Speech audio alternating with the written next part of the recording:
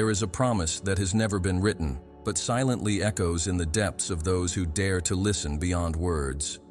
Since the dawn of humanity, entire civilizations have erected temples, carved symbols, burned incense, and offered prayers to invisible forces, hoping to touch a sacred mystery that always seemed to slip through the fingers of time. This promise is not made of letters, nor of doctrines.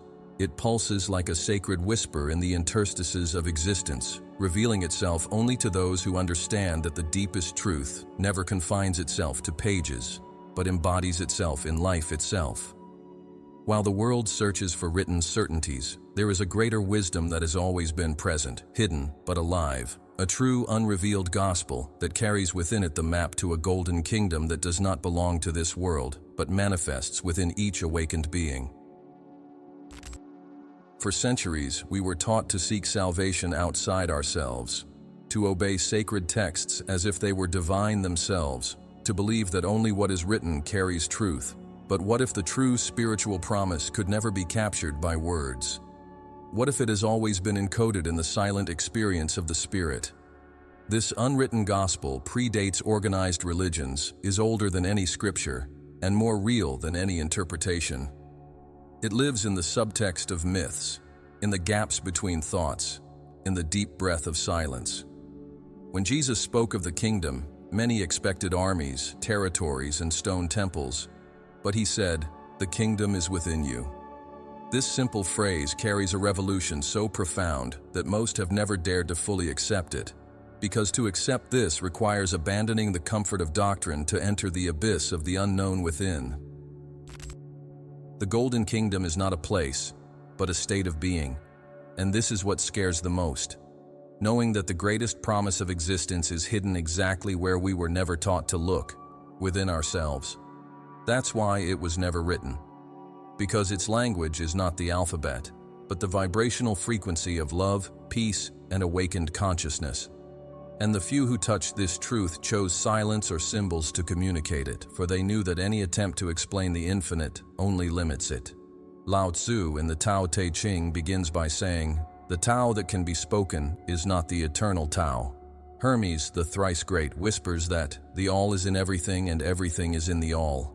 There is a convergence among the great masters, not because they copied each other, but because they drank from the same source that flows beyond words. And yet, humanity continued to build religions, temples, dogmas, and rituals, as if truth could be tamed, as if the divine could be bottled up in a book or controlled by institutions. But the gospel of the Golden Kingdom is owned by no one. It does not belong to any church, sect, or tradition.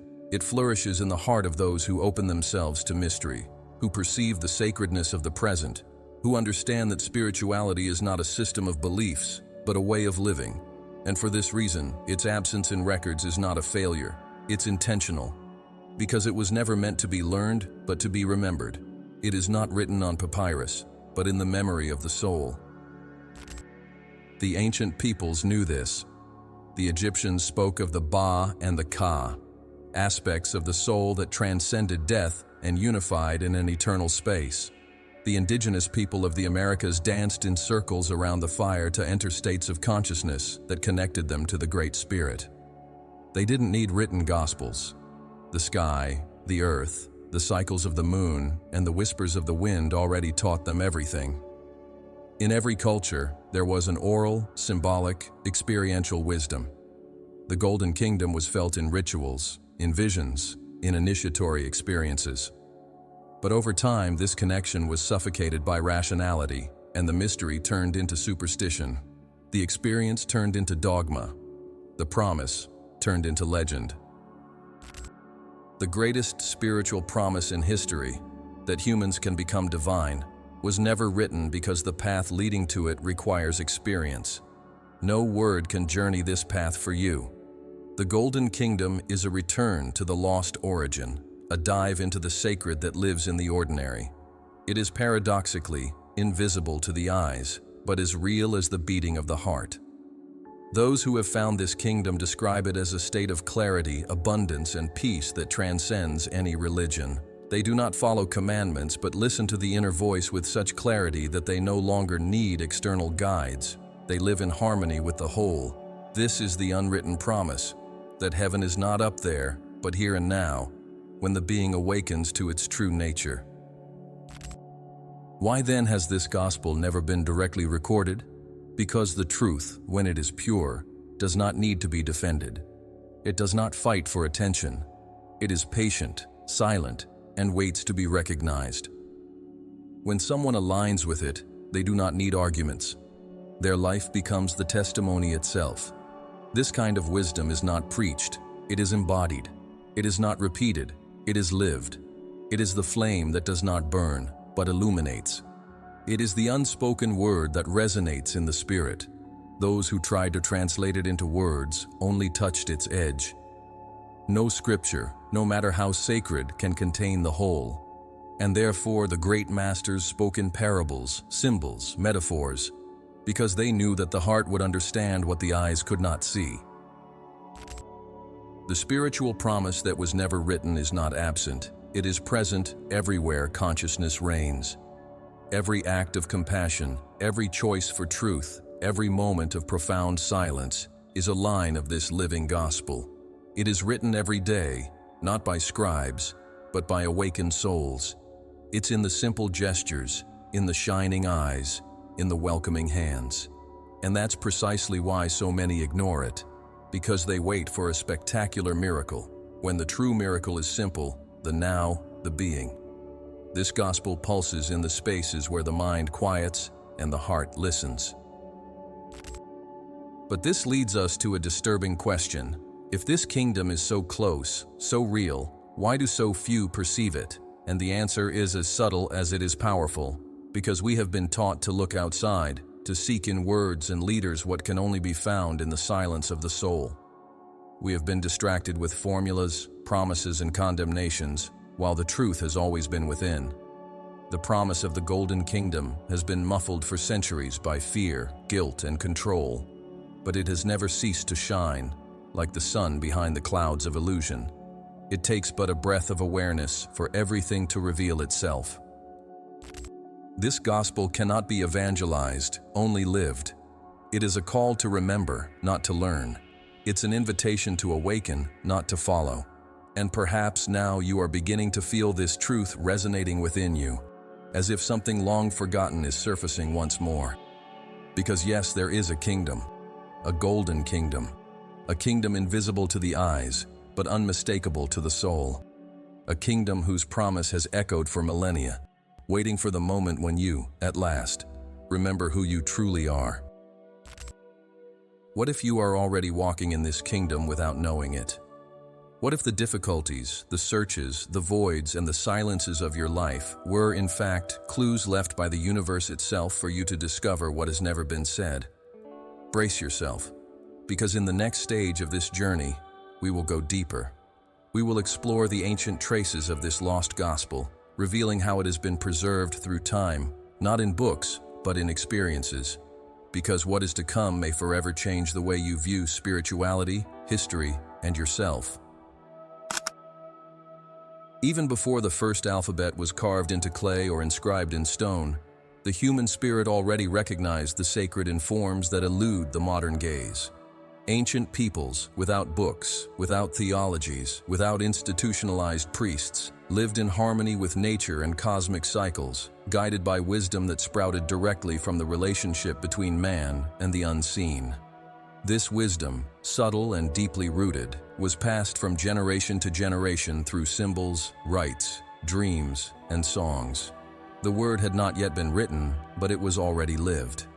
The gospel of the Golden Kingdom, invisible and eternal, manifested itself in the practices of Aborigines, in the ceremonies of Druids, in the dances of Siberian shamans, in the chants of the Nile peoples, and in the sighs of desert peoples.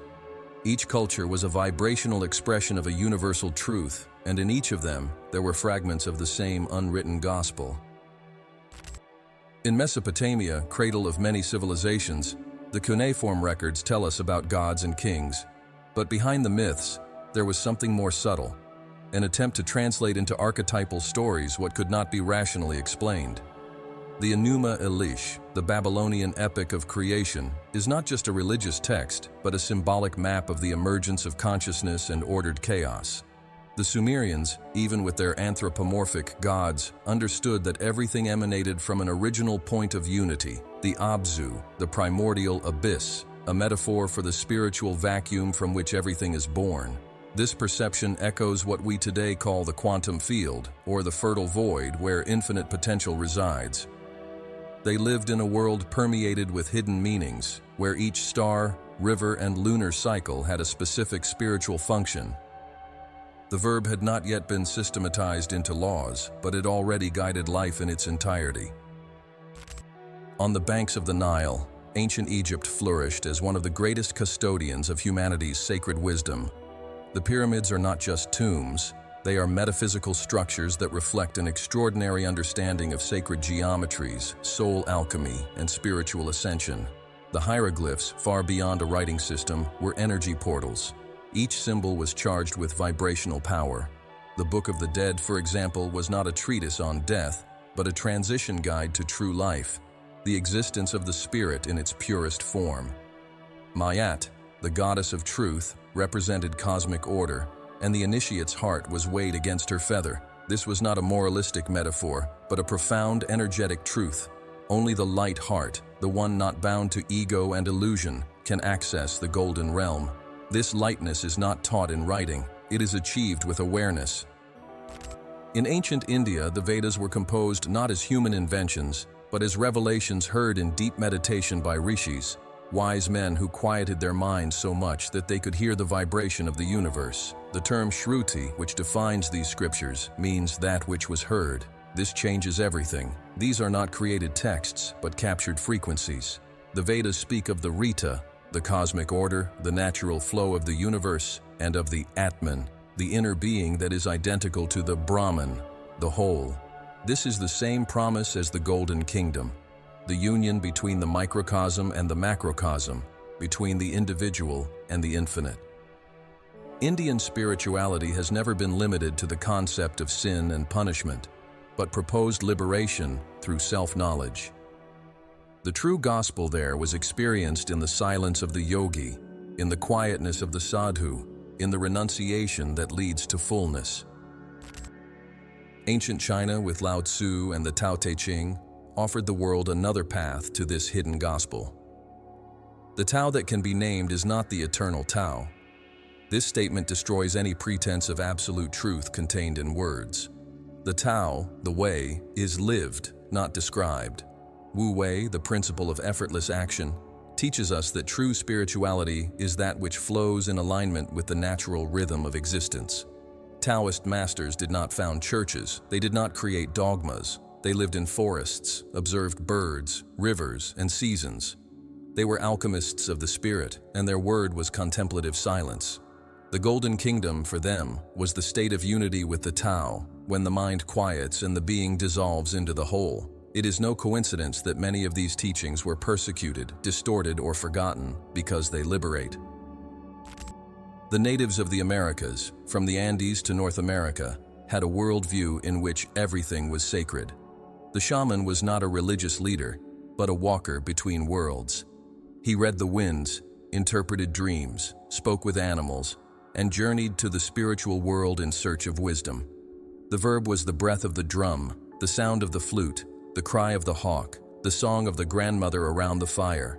In this tradition, knowledge was not stored, but conveyed in a lively way, always in communion with the present moment. The earth was mother, the sky was father, the heart was altar. The Golden Kingdom here was not separate from the material world. It was a parallel layer, accessible when the ego quieted and the spirit expanded. None of this was written in books, and yet it worked. It healed. It transformed. Ancient Greece, the cradle of Western philosophy, also dabbled in this invisible gospel. Pythagoras, before being a mathematician, was an initiate. His school mixed music, geometry, and spirituality. He said that everything is number, but not in the literal sense. He was referring to universal harmony, the mathematical structure of the cosmos, the primordial sound that organizes chaos. Plato spoke of the world of ideas, a reality superior to matter where eternal truth resides. The Eleusinian mysteries, celebrated for millennia, led initiates to altered states of consciousness through secret rituals. There, the word was transformed into inner vision. The participant did not hear a doctrine, he experienced a revelation. And upon leaving, he was never the same again. The promise was of regeneration, of fusion with the divine, of access to the eternal. It was the Golden Kingdom, once again, veiled but present. Hebrews, mystics of the desert, developed a tradition of deep reverence for the unseen. The name of God, the tetragram YHWH, was considered unpronounceable, not out of taboo, but because it expressed a reality unreachable by the mind. The true name of God was the silence between the letters. The Kabbalah came later as an attempt to map the path between creation and the Creator through the tree of life. Each sephira, each path, is a station of the soul on its journey to its divine origin. The Kabbalists did not write to convince, but to provoke awakening. The verb here was the fire that burns without consuming, the burning bush that speaks without sound. Moses, upon seeing God, did not see a form, he saw a fire. This vision is spiritual, internal, indescribable. This is the unwritten gospel that many seekers have touched, but few have understood. With the emergence of organized religions, much of this wisdom was fragmented, hidden, or forbidden, but it never disappeared. It survived in myths, in legends, in popular practices, between the lines of sacred texts. And more than that, it survived in the souls of those who were not satisfied with ready-made answers. The living word was never silenced. It adapted, changed shape, penetrated between the lines, waited for the right time to reveal itself again. And today, at this exact moment in history, it begins to emerge more strongly, because there is a collective call for a return to the original sacred, to the lived gospel, not the preached one. The Golden Kingdom is not new, it is eternal. It predates time and form. Each civilization has tried to capture it in its own way, and even with errors and distortions, each one has left clues. The word took shape, flowing from stone to symbol to ritual, from ritual to the awakened heart. This is the time to gather these fragments, recognize the seeds of the lost gospel, and allow it to bloom again in our consciousness. For what was once lived in secret can now be embodied in freedom. And in the next stage of this journey, we will discover who the true guardians of this knowledge were, men and women who, in silence, kept the flame of the unwritten promise alive. While empires rose and fell, and sacred books multiplied under the seal of kings and religious authorities, another movement, silent and invisible, continued to pulse behind the veils of official history. This was the path of the guardians of truth, men and women who, aware of the depth of the unwritten gospel, knew that its preservation could not depend on scrolls or institutions. They did not wear crowns, pulpits, or thrones. They lived on the fringes of the grand narratives, but carried with them the living spark of the ancient spiritual promise. They were initiates, wise men and women, masters of esoteric wisdom, alchemists, wanderers of the spirit, healers, sacred poets, pilgrims of themselves. Their lineage was not biological, it was vibrational. And their mission was one, to keep the flame of the Golden Kingdom burning, even when everything around plunged into the shadows of ignorance and manipulation. These guardians never sought applause or crowds. Their lives, often unknown, were lived in discretion but marked by an intense presence, a light that inspired without words. Some of them left disguised traces in philosophical, literary, mystical works. Others, not even that. Their wisdom was transmitted in an initiatory way, from soul to soul, from heart to heart, like a breath of ancestral memory that awakens in the other the remembrance of who he is. This direct transmission, invisible to the eyes and unreachable by dogmas, was the chosen channel to keep alive the promise that could never be captured by books. The true gospel, the gospel of the Golden Kingdom, is not content, it is consciousness. And consciousness is not taught, it is contagious. During the Middle Ages, behind the curtain of religious persecutions, inquisition and holy wars, secret schools, initiatory orders, and hidden societies flourished, maintaining access to ancient wisdom. The Cathars, for example, in the Languedoc region of France, proclaimed a spirituality pure and free from institutional corruptions. They believed in the world's duality, reincarnation, and the direct connection between the human being and the divine. Their motto was simple: do not kill, do not lie, do not accumulate. They were exterminated by the armed branch of institutionalized faith, but they left seeds. In the Iberian Peninsula, the Sufis danced the name of God in hypnotic swirls, while the Kabbalists of Safed wrote about divine emanations with reverence and awe. In every corner of the world, there were small groups protecting what could not be lost: awakened consciousness. During the Renaissance, this flame took on a new form. The alchemists, far more than seekers of physical gold, were metaphysicians who understood the symbolic language of inner transformation. Lead was the ego, and gold was the realized spirit. The laboratory was the self. Paracelsus, one of the great names in medicine and alchemy, said that man's greatest treasure is hidden within him, and only the pure of heart can touch it. The Rosicrucians emerged during the same period as heirs to ancient Egyptian, Persian, Pythagorean, mystical Christian traditions. Their philosophy taught that the true temple is not made of stone, but of the alignment between mind, soul, and spirit. None of this was meant to be popular. It was a narrow path, but deep. The Golden Kingdom does not impose. It is revealed to those willing to die to the world and be reborn in themselves. Other guardians came in less recognizable forms. Poets like Rumi, who danced with the mystery and dissolved the self into verses passionate for God, was a transmitter of the ineffable. His words even today awaken hearts all over the world, not because they teach something, but because they vibrate with the scent of the kingdom. Christian mystics like Meister Eckhart and Saint John of the Cross spoke of a union with the divine that transcended rituals, dogmas, and even language.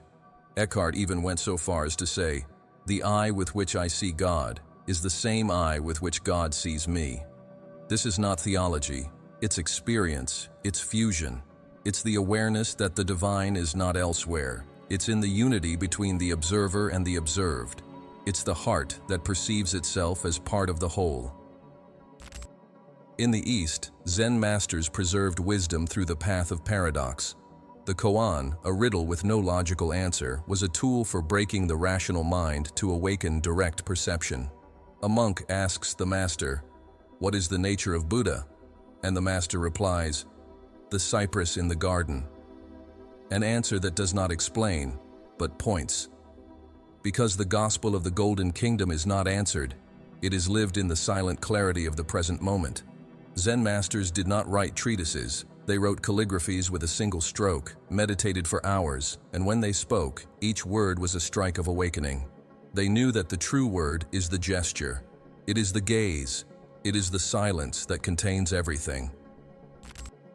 The natives of Siberia, the Sami peoples of the Arctic, the shamans of the Amazon, the monks of the Tibetan mountains, the masters of the African desert, all these guardians carried parts of this lost gospel, and they didn't communicate with each other. They didn't know each other. They lived in completely different contexts, but they touched the same truth. This proves something fundamental. The Golden Kingdom is universal, trans-religious, timeless. It manifests everywhere where the soul opens to infinity, where there is reverence for life, where there is inner listening, where there is practice and not discourse. In all cultures, there are accounts of beings vibrating at another frequency. They called them saints, avatars, bodhisattvas, enlightened masters, and all of them spoke in different ways of the same promise. But if so many guardians have kept this truth alive, why does it seem so distant to most? Because this knowledge has been systematically suppressed. Empires do not tolerate liberating wisdom. Institutionalized religions, when they stray from the essence, turn into control mechanisms. And the unwritten gospel is uncontrollable. It cannot be tamed nor regulated. It empowers the individual, dissolves external authority, and places the sacred within each one. Therefore, its guardians were persecuted, silenced, marginalized. But even so, the flame remained, because the human spirit, in its essence, never completely forgets who it is. Today, this knowledge returns. not because a new book has been discovered, but because the collective consciousness is ready to remember. The information, once hidden, now circulates. The codes, once encrypted, now reveal themselves. Ancient symbols take on new meaning. Synchronicity increases. Awakening experiences multiply. It's as if the guardians, even after centuries of silence, had left the doors ajar, waiting for the moment when humanity would be ready to enter. And that moment is now. The memory is coming back. The gospel that was never written is becoming alive again, in you, in us, in the awakening world. The mission of these invisible guardians was not to convince, but to preserve, not to teach, but to remind. And now, it's up to us to recognize what they protected, to realize that the Golden Kingdom is not a spiritual metaphor. It's a vibrational reality accessible, as long as we're able to see beyond the veil. What comes next in this journey is even deeper, because if there is a silent gospel kept, we now need to understand why it was never written. What was the danger? What would happen if it was revealed? And why did the true masters always prefer silence over exposure? In the next part, we'll dive into this mystery, the silence of the masters, not as absence but as protection, not as omission but as wisdom. The silence of the true masters is not emptiness, it is fullness. It is a silence that carries within it the weight of millennia, the echo of truths so profound that, when verbalized, they run the risk of being corrupted. Those who have touched the core of reality, those who have dived beyond the mind, understood that certain revelations cannot be given to the word, for human language, limited and symbolic, inevitably distorts what is pure. The great masters of history, from Siddhartha to Jesus, from Lao Tse to Zarathustra, knew that every verb, once pronounced, begins to die. The word freezes the flow of the eternal, gives form to the formless, and makes finite what is infinite. Therefore, they chose to teach through paradox, parable, gesture, silence. What was not written was not due to carelessness, but out of reverence. The unspoken in the initiatory tradition carries more strength than treatises and dogmas. The most transformative teachings have always been delivered in layers. Exotericism for the masses, esotericism for the initiates, and the secret for those who are silent. In the inner temple of ancestral wisdom, there were always three veils. The first, that of public stories. The second, that of oral instruction. And the third, that of silent transmission from heart to heart in the sacred space between master and disciple. It was there that the keys to the Golden Kingdom were handed over, not as information, but as vibration. This practice dates back to the mystery schools of Egypt, Greece, India, where the greatest secrets were never entrusted to paper. Knowledge was recorded in the energy body of the initiate. The truth was lived, not told, because they knew that, once written, the sacred word would become a weapon in the hands of ignorance. Silence, therefore, was protection, not to hide, but to preserve. Spiritual revelation cannot be given to those who are not prepared, for the impact can be destructive. Just as a child should not drive a vehicle, a soul unprepared for depth can lose itself in the illusion of spiritual ego.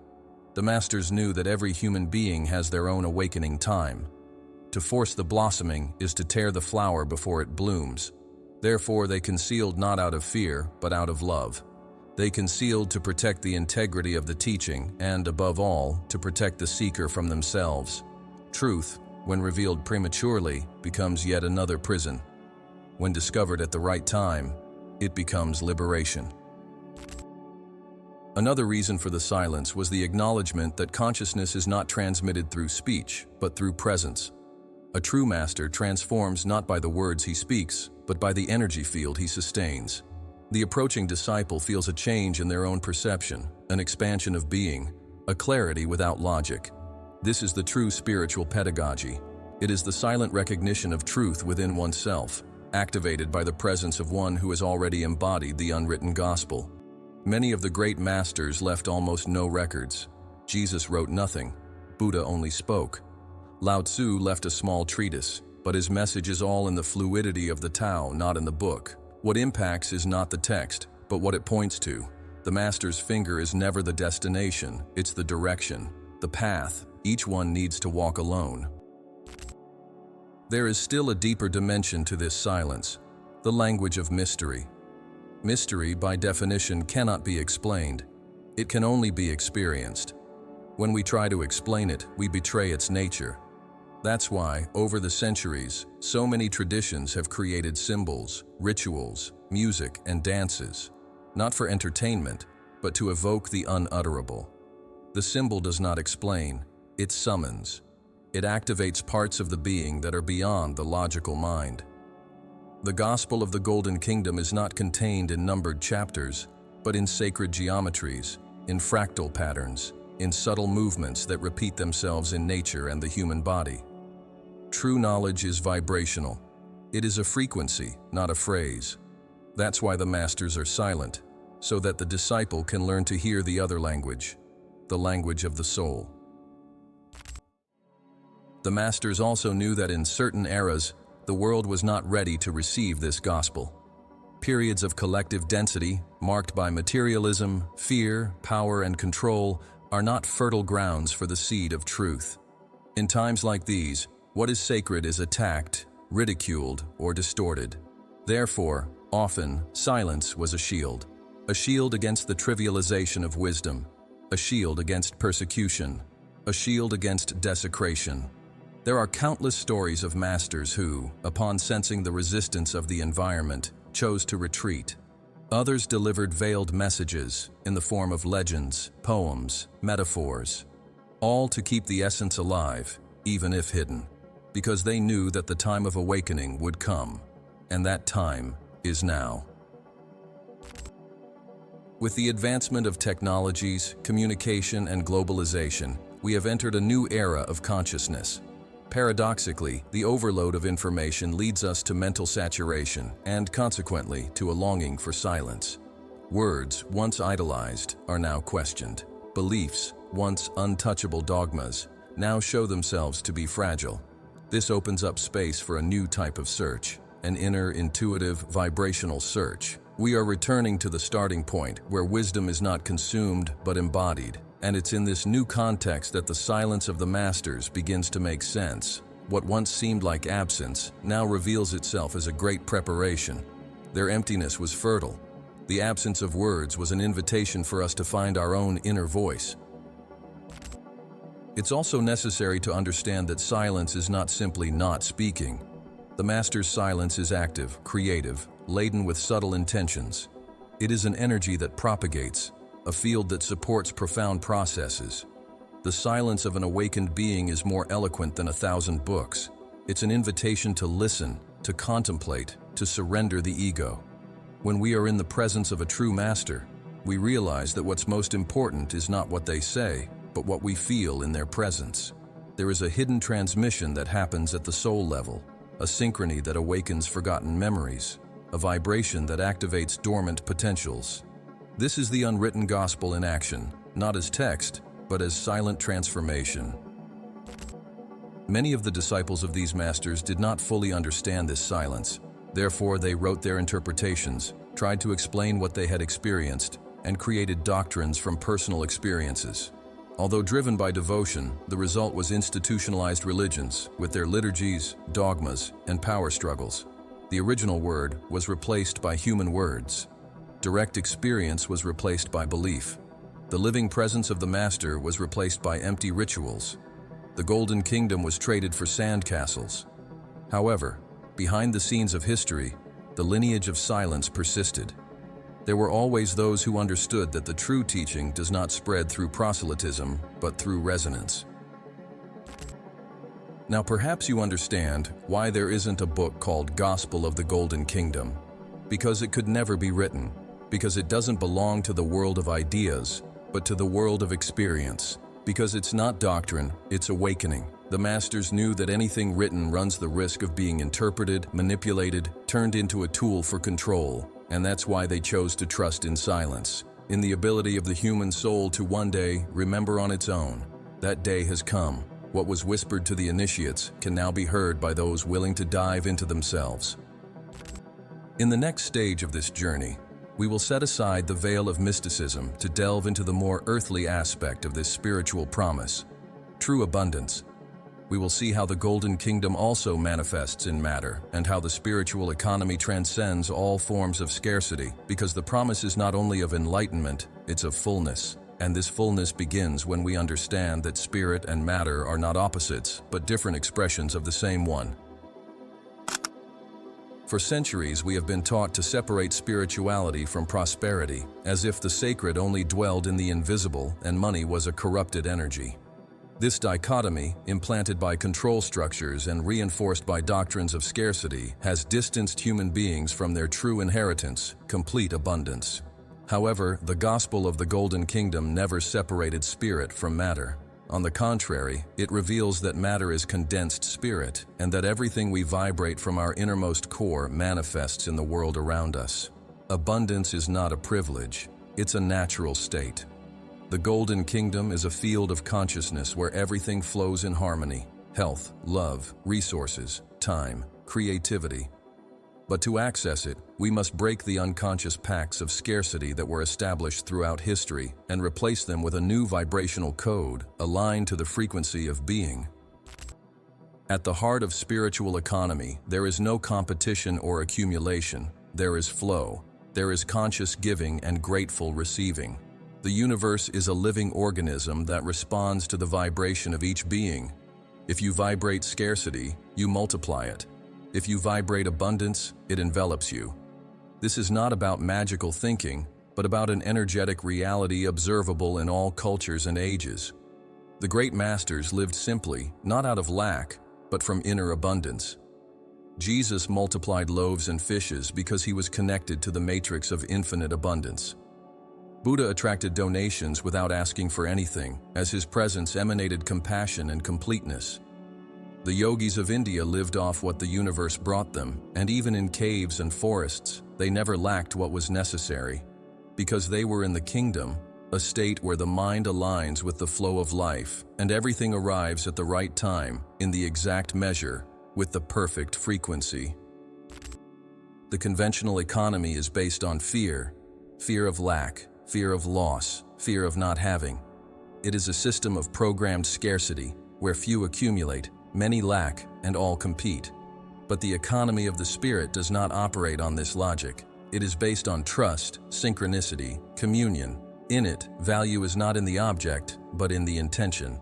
What is shared gains strength. What is retained out of fear rots. When you share what you are, not what you have, you activate a chain of prosperity that transcends money. And paradoxically, money begins to flow as well, because it is not dirty or wrong, it is energy. A tool of exchange, a symbolic form of gratitude, an extension of your vibration. In the Golden Kingdom, money is not the end, but the consequence. It follows the flow of awakened consciousness. Spiritual abundance is not about accumulating material wealth, but living in a state of internal completeness. It's knowing that everything you need is already accessible, and that the universe responds to your level of presence. The mind trained in scarcity sees limits. The consciousness trained in truth sees possibilities. Life begins to conspire in your favor when you stop vibrating in lack and start acting from gratitude. And this requires deep work of reconnecting with the inner source. Because scarcity is not real, it is programmed. Since childhood, we have been bombarded with beliefs such as, money is dirty, you can't have it all. Those who are spiritual cannot be prosperous. These beliefs have created energetic blockages, closed portals of abundance, sabotaged talents. The promise of the Golden Kingdom is the total reversal of this logic, the activation of the original abundance. In the unwritten teachings, passed down through oral and initiatory traditions, there are codes of abundance that have been preserved for centuries. Shamans knew that the energy of the earth could be invoked for healing, for nourishment, for prosperity. Alchemists taught that true gold was not just the metal, but the consciousness capable of transforming any scarcity into abundance. In Hermeticism, it was learned that as above, so below, that is, the external reality is a reflection of the internal. Therefore, to manifest wealth, it was necessary to cultivate it within. The masters of silence knew this. And for this reason, they never spoke about money directly. They spoke of peace, of joy, of confidence, for they knew that by vibrating these frequencies, everything else would come in addition. Living in the Golden Kingdom means to stop operating by the logic of effort and start operating by the logic of resonance. It is the abandonment of struggle, not due to inertia, but due to wisdom. When you are centered, connected to the source, aligned with your purpose, resources flow smoothly. Opportunities appear, the right people emerge, time expands, creativity blossoms, and money flows as a reflection of all this. It's not magic, it's attunement. Real spirituality doesn't separate heaven from earth, the sacred from the material. It unifies. And when you integrate all parts of your being, your external reality aligns. The Golden Kingdom manifests as a life where what you feel, think, say, and do are in coherence. And this coherence is magnetic. It attracts everything that is compatible with it. Scarcity is the greatest tool of domination in history. People afraid of lacking accept any authority, submit to any system, sacrifice their freedom for security. Therefore, true spiritual awakening always includes financial liberation, not as an end goal, but as a natural consequence. An awakened being does not accept living in lack, not out of greed, but because they understand that the Creator did not design them for misery. The suffering of scarcity is not noble. It's dysfunctional. Pain can awaken, but it is not the destination. The destination is fullness. Continuous suffering is a symptom of disconnection. When the being returns to its essence, abundance returns. The gospel of the Golden Kingdom teaches us that living with joy, lightness, and abundance is a spiritual right, not a privilege. The ancients knew the laws of reciprocity, sowing, and intention. They understood that every gift returns multiplied, that every energy released comes back in a spiral. In the Golden Kingdom, one does not give to receive, one gives because one is abundant. And this authentic giving, without expectation, creates a magnetic field that transforms the surroundings. There is no separation between spirituality and prosperity. The separation was created by those who profit from guilt. True spirituality is abundant because it is alive, fluid, present. When you enter this flow, you do not work, you serve. You do not get tired, you achieve. You do not fight, you collaborate with life, and life responds, always, with generosity. For many, this vision still seems far off, as they are trapped in emotional patterns of unworthiness, guilt, and limitation. But all of this can be dissolved. The first step is to recognize that abundance isn't out there. It's in your frequency. The second step is to observe your beliefs, your patterns, your fears. The third step is to change the vibration. Breathe differently, feel differently, think differently, act differently. The golden realm is accessed through vibrational coherence. When your whole being vibrates with gratitude, love, trust, and surrender, the entire universe responds. And this is verifiable, repeatable, experiential. The economy of the spirit is a subtle science, and those who practice it know, the more you give, the more you receive. The more you align, the less you need to control. The promise that was never written is that you were not created to merely survive, but to thrive. Scarcity is a learned concept. Abundance is the truth. The Golden Kingdom is not in the future, nor in the past. It resides in the vibration you choose right now. It is accessed in the way you treat yourself, others, your work, your time, your money. Every gesture, every thought, every emotion is an energetic choice. And these choices add up to determine your reality. True spirituality begins when you take full responsibility for your frequency, and abundance begins when you trust enough to flow. In the next stage of this journey, we are going to unravel the codes hidden in the sacred texts, the keys that were left between the lines, the secrets that have always been in plain sight, but that we are only now beginning to see. Because the gospel of the Golden Kingdom, although not directly written, left marks in every tradition, in every scripture, in every symbol. And now it's time to reveal them. For millennia, sacred texts have been considered the pillar of faith, the ultimate authority of spirituality and the official channel of communication between the divine and humanity.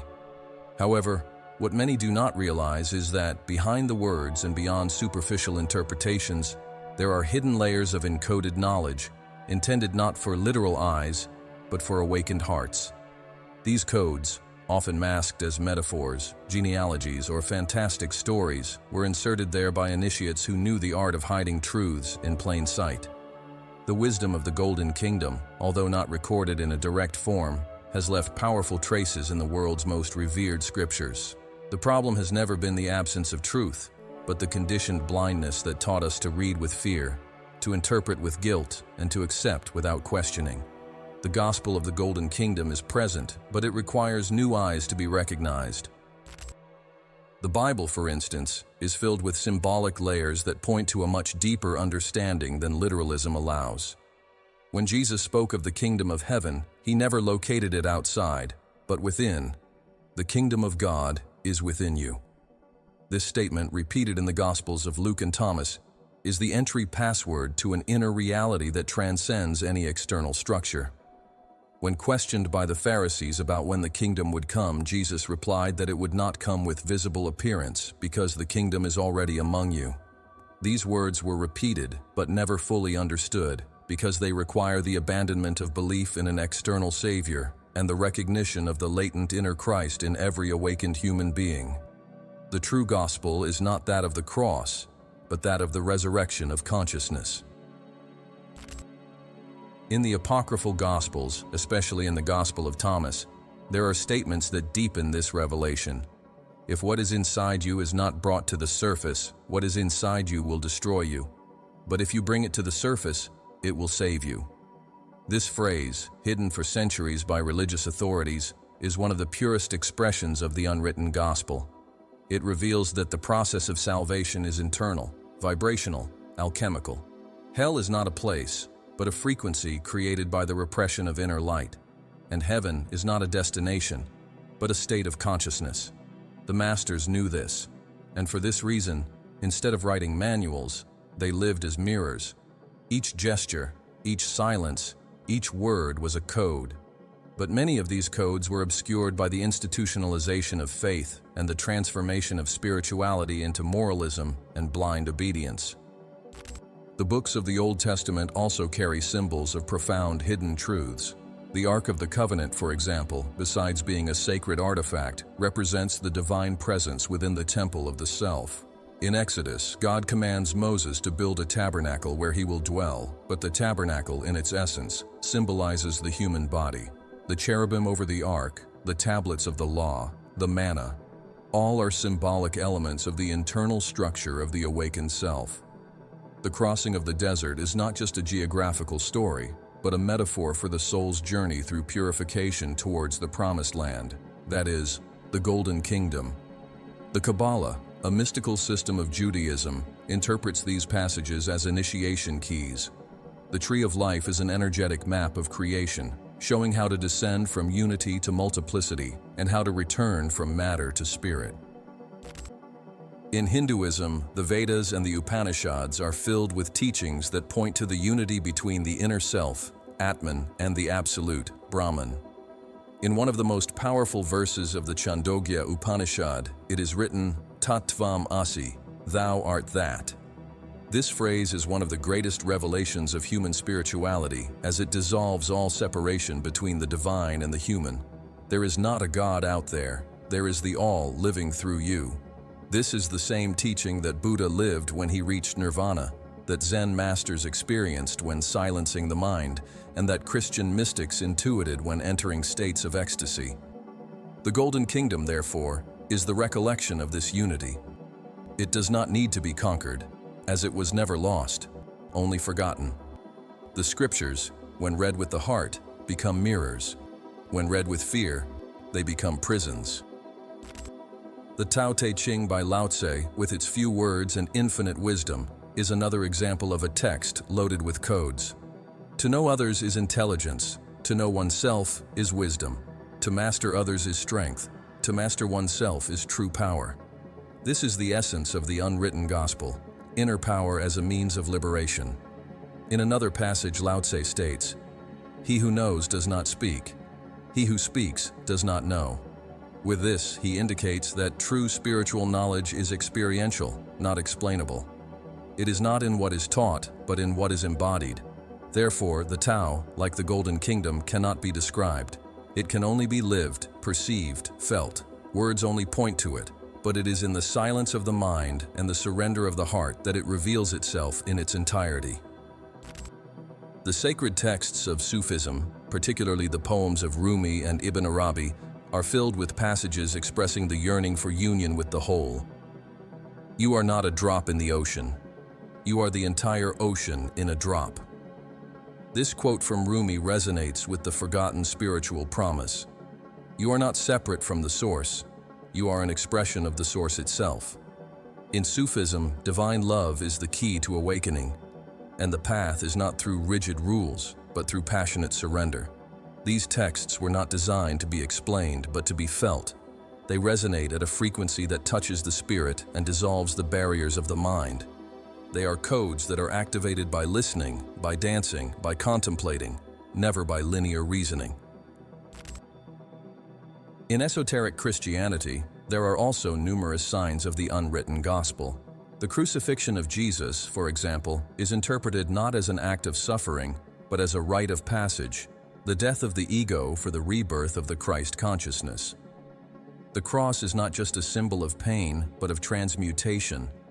Christ, in this context, is not just a historical figure, but a state of consciousness accessible to all. It is no longer I who live, but Christ lives in me, wrote Paul.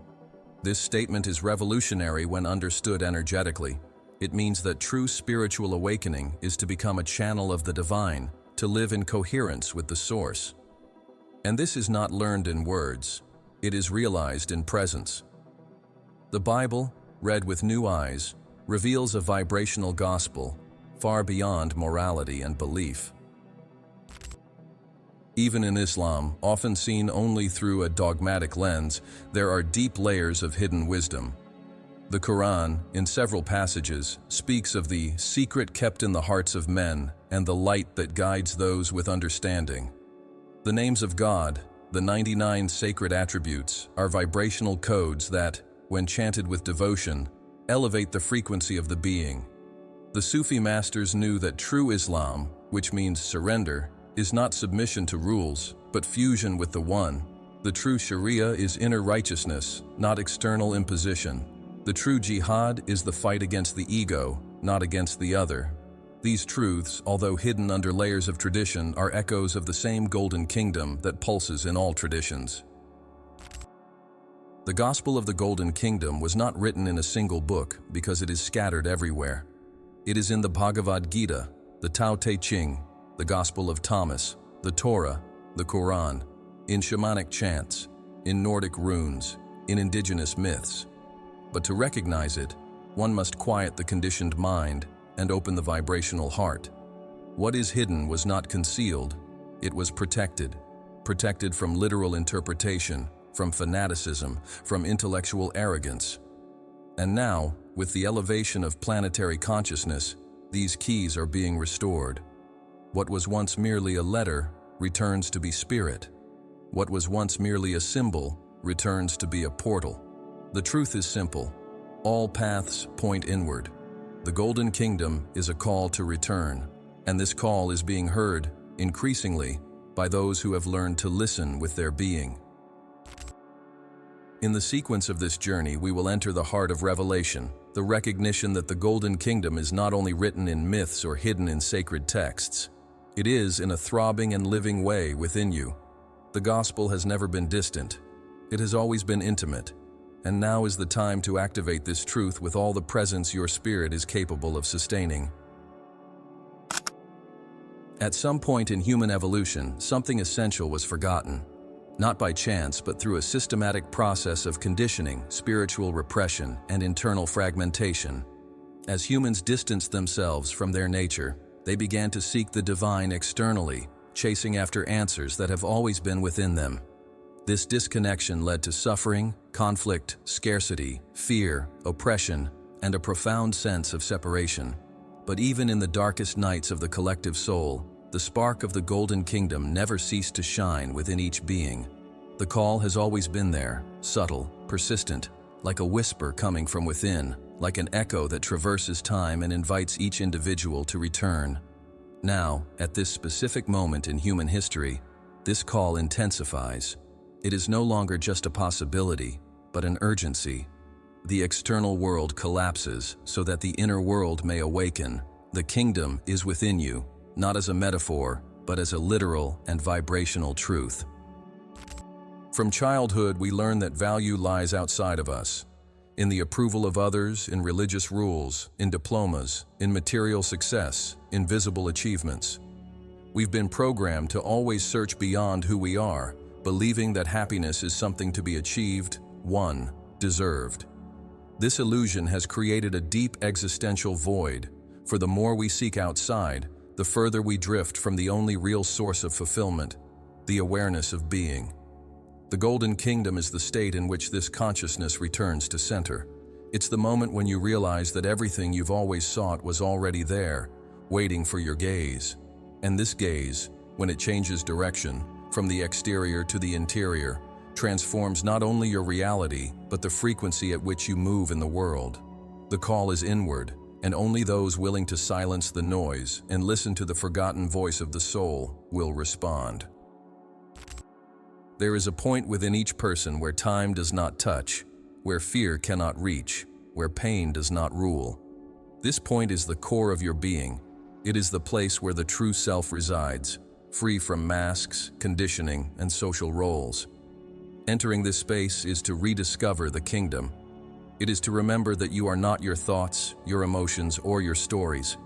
You are the presence that observes all of this. This point of pure consciousness, which does not judge, does not desire, does not react, is the gateway to a whole new reality. When you recognize this center within yourself, the world ceases to be a threat and becomes a field of manifestation. You stop living defensively and start living creatively. The kingdom is not a geographical place. It is a vibrational state that begins in the silence of awakened consciousness. The call of the present is, above all, an invitation to responsibility. Because acknowledging that the kingdom is within you also means admitting that everything you experience is a reflection of what you hold inside. This can be frightening at first, but it completely liberates when understood. There are no more victims, culprits, bad luck, or divine punishment. There are only vibrational choices, resonance, and conscious creation. This is what the ancients called co-creation. What you think, feel, and believe shapes your experience. What you vibrate attracts. What you ignore repeats.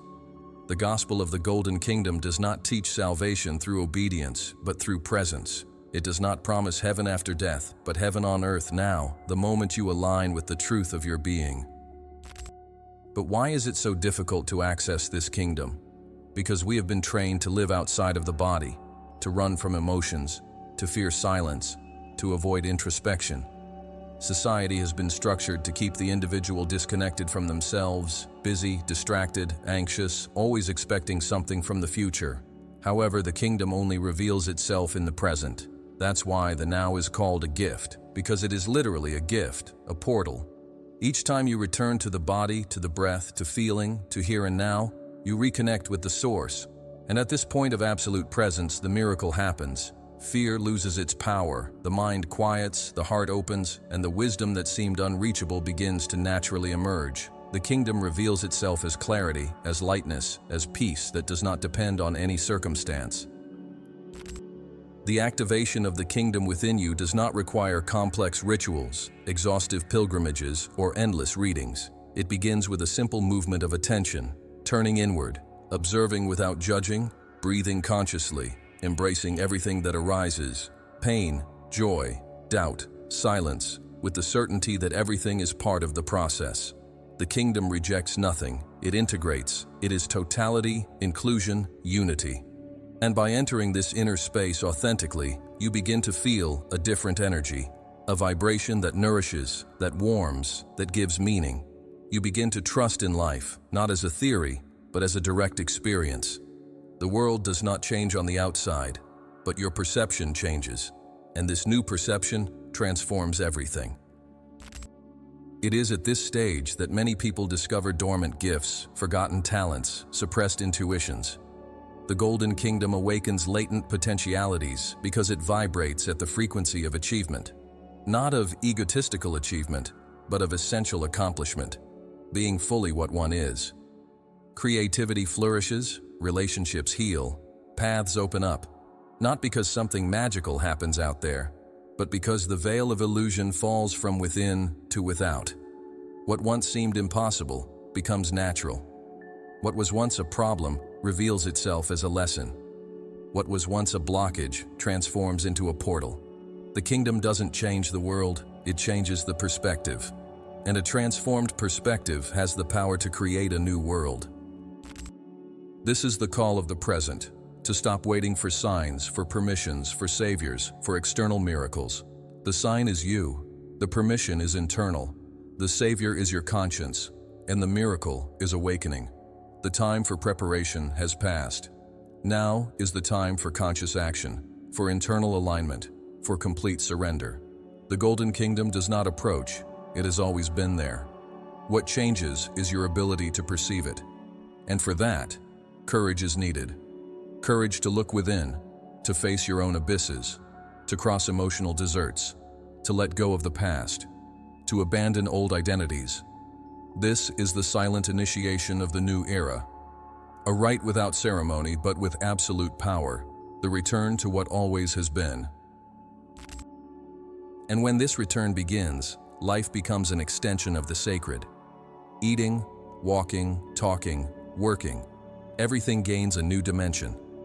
Spirituality ceases to be part of life and becomes the foundation of everything. You don't live to seek enlightenment, you live enlightened. Your presence becomes healing, your word a blessing, your silence a prayer. And this doesn't require perfection, but truth. It doesn't require sanctity, but integrity. The kingdom doesn't require you to become someone new, only to remember who you've always been. Remembrance is the gateway, surrender is the key, truth is the throne. The journey of returning to the kingdom is individual, but its fruits are collective. Every being that awakens impacts the whole. Each heart that opens expands the planet's light. Every conscious choice weakens the system of domination.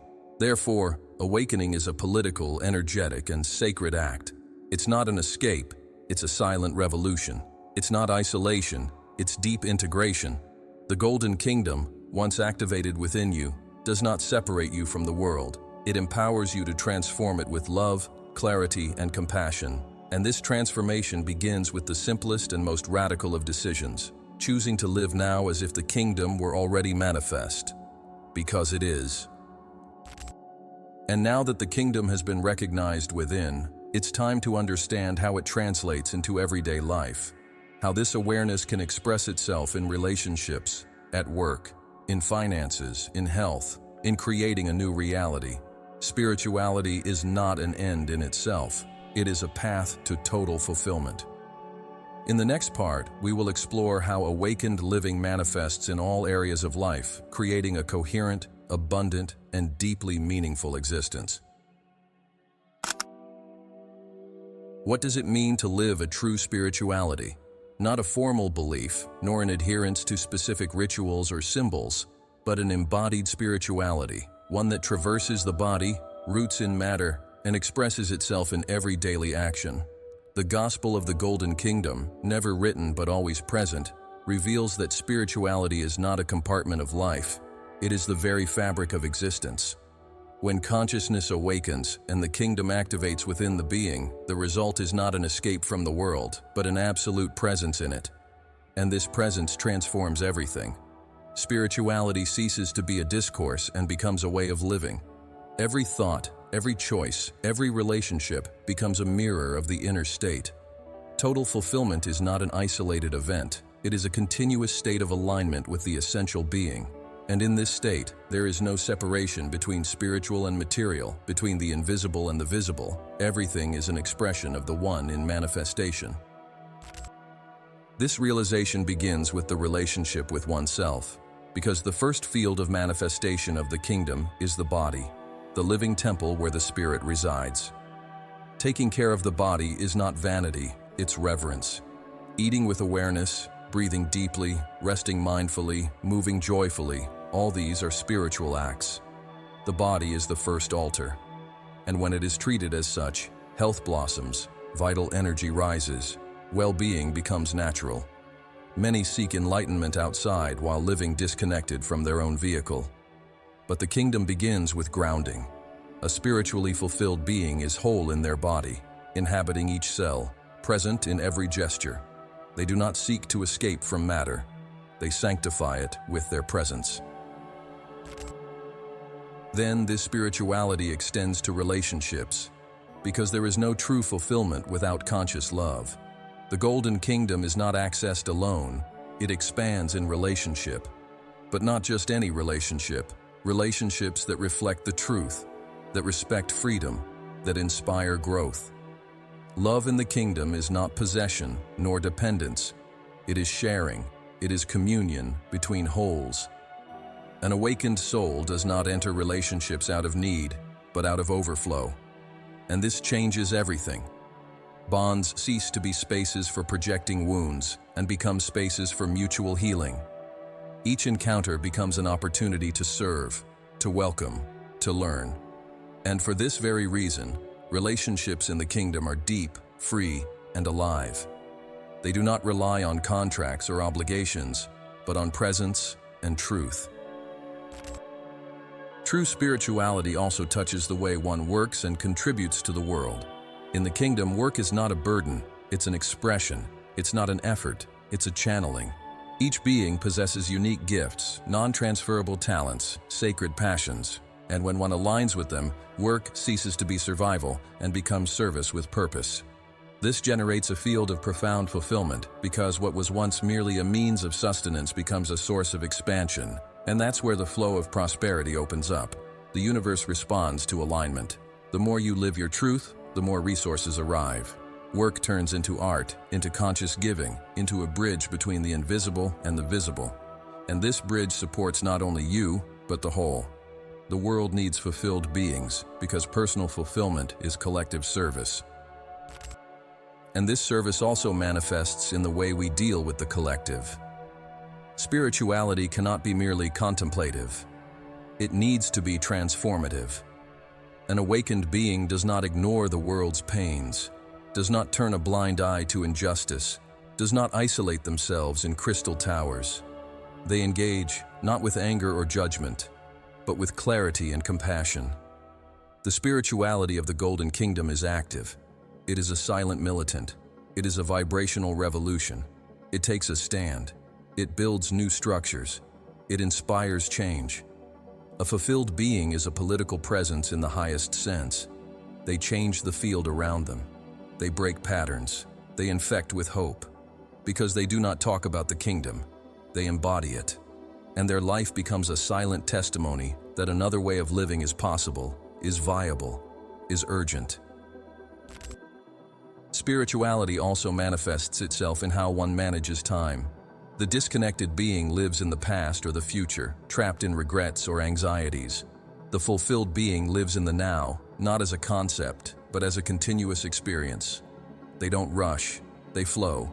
They don't lag, they synchronize. They don't wait, they act. In the Golden Kingdom, time is cyclical, creative, sacred. Each moment is an opportunity for revelation. There is no routine, there is ritual. Everyday life becomes ceremonial. Washing dishes, tending the garden, listening to someone, preparing a meal. Everything becomes a spiritual practice. Not because one does something extraordinary, but because one does the ordinary with extraordinary awareness. And this is what distinguishes the awakened. They live everything with presence. This presence also redefines the relationship with money. In the kingdom, money is not an end, nor a taboo. It's energy. And like all energy, it responds to intention. A fulfilled being does not accumulate out of fear, nor spends out of need. They move with awareness. Each coin becomes an extension of their vibration. Therefore, they attract abundance, not because they seek it, but because they align with it. They give generously, invest wisely, receive with gratitude. They understand that prosperity is not having a lot, but living in peace with what one has, while allowing oneself to expand. The Golden Kingdom does not condemn wealth. It purifies the relationship with it. It reminds you that what you own does not define who you are, but what you do with what you own reveals your consciousness. And moreover, this spirituality also expresses itself in the way you dream. Dreaming in the kingdom is not escaping from reality, it's collaborating with creation. A dream, when aligned with the self, becomes a prophecy. Total fulfillment includes the right to desire, to create, to manifest. The universe does not punish those who dream. It supports those who dream with a clean heart. In the Golden Kingdom, dreams do not compete with each other. Abundance is infinite. Each being has its place, its mission, its shine. There is no comparison. There is no race. There is dance. And those who dance with the flow of life achieve with lightness. Spirituality that does not inspire dreams is death. That which does not drive action is alienation. The fulfilled being dreams big, not to inflate the ego, but to expand love. The kingdom also redefines death, because those who live in presence do not fear the end. They understand that death is merely a transition, a return to the beginning.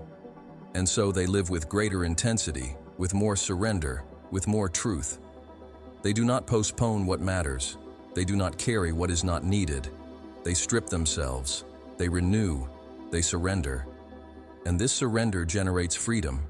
Freedom to be who one truly is, without masks, without excuses, without resistance.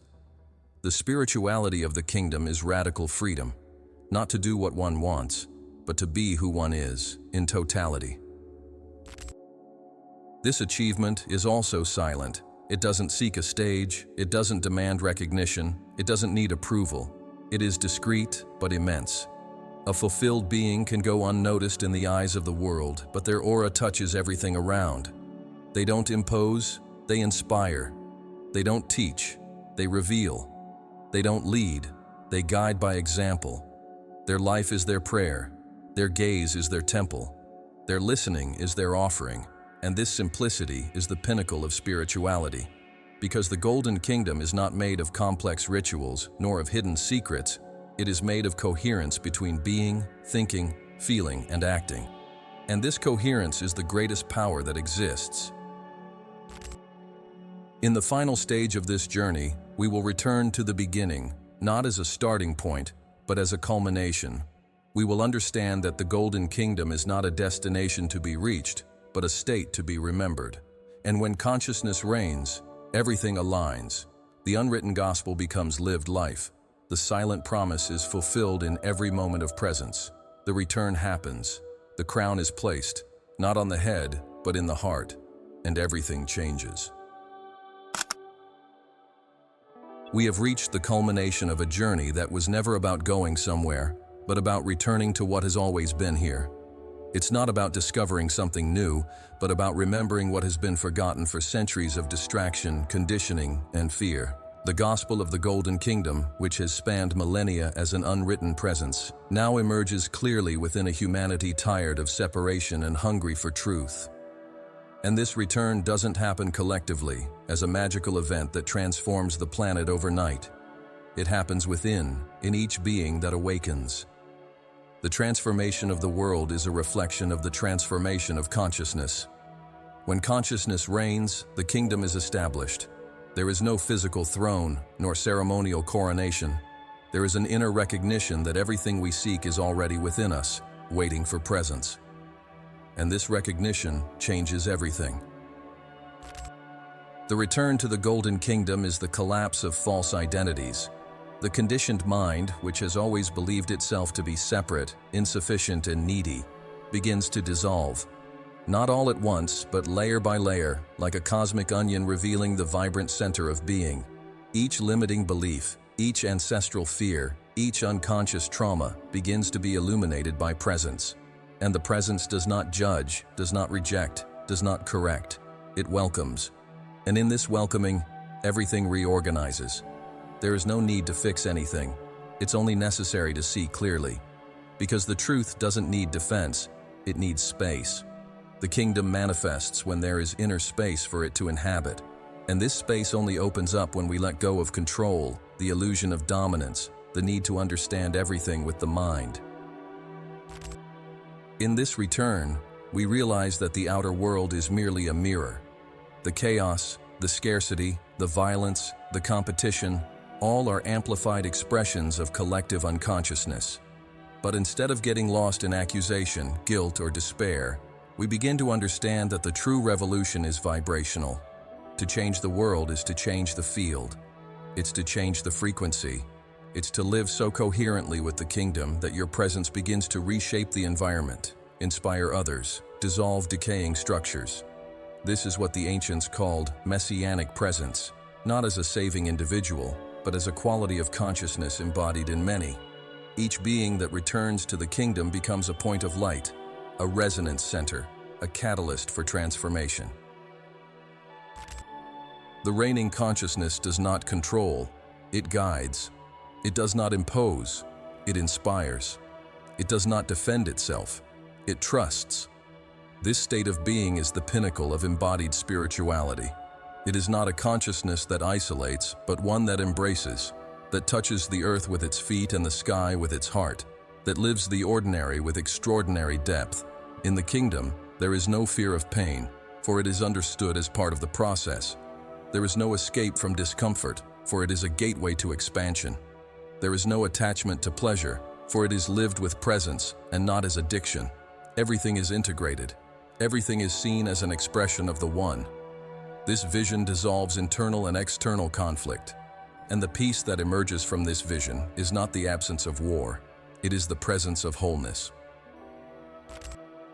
The return to the kingdom also reconnects us to a greater purpose, not the utilitarian purpose of career or success, but the existential purpose, to be what one is in its entirety, to live in alignment with inner truth, to be a channel for the intelligence of the universe, to be a bridge between the invisible and the visible. This is fulfillment. This is abundance. This is spirituality in its purest form. And when this purpose settles in, everything aligns. The time, the resources, the people, the paths. Life begins to conspire with kindness, not because it has become easy, but because it has ceased to be resistance. The natural flow of being is restored. And in this flow, there is peace, there is potency, there is fullness. This fullness is not static. It is not the absence of challenges, but the constant presence of the center. You may face crises, losses, pains, but something in you remains unshakable. An inner axis, a deep root that is not swayed by the winds of existence. This is the throne of consciousness. Not an external throne, but the quiet place within you where truth dwells. And the more you live from this center, the more the kingdom expands around you. Because the kingdom is contagious. It resonates. It transforms. And this is the most beautiful mystery of all. You don't need to convince anyone, teach anyone, change anyone. Just be. Be who you are in your most authentic form. And that, in itself, is already a service to the world. The return to the kingdom also revives the sacred in life. Spirituality ceases to be an exception and becomes the foundation.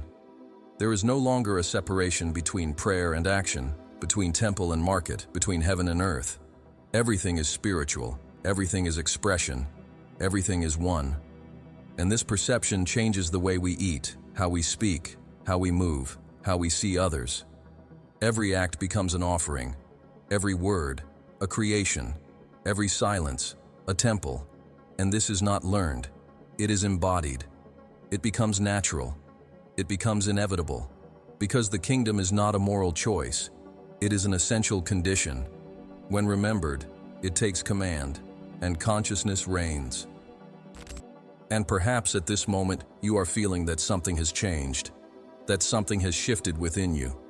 Not as an intellectual understanding, but as a sensation, a silent certainty that the kingdom is truly here. That everything that was said, felt, intuited throughout this journey was not just content, but activation. Because this was not an ordinary video, it was a rite, an initiation, a return. Not to ideas, but to being. Not to theory, but to lived truth. And this truth is simple, it's powerful, it's non-negotiable. The Golden Kingdom has always been in you. It was never lost. It simply awaited to be remembered.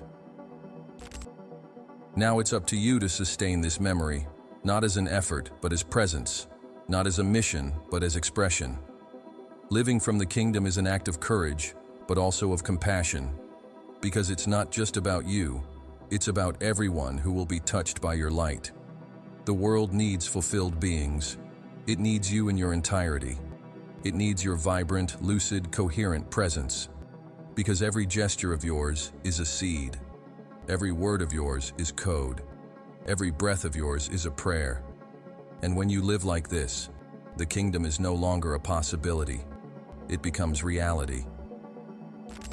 This is the end of the journey, but also the beginning.